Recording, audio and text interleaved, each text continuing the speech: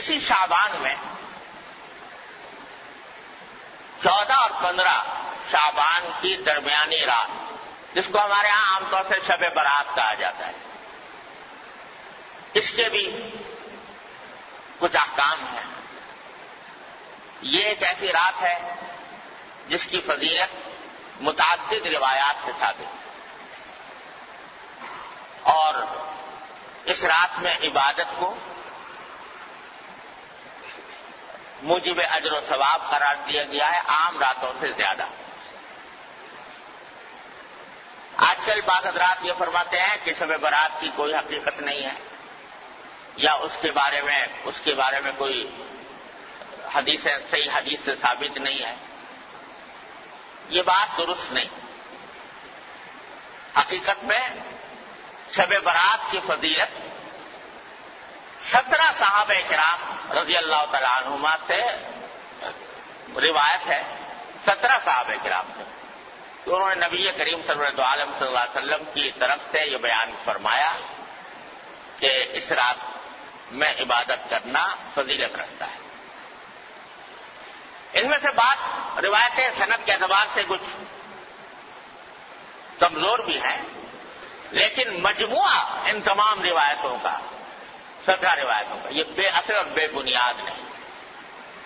اس لیے علماء محققین کا کہنا یہی ہے کہ شب برات یعنی 14 اور 15 کی درمیانی شب یہ خصوصی فضیلت رکھتی ہے، اور اس میں عبادت کا اہتمام کرنا، نمازوں وغیرہ کا، نفلی نمازوں کا، یہ مسلمانوں کو اس کا اہتمام کرنا چاہیے۔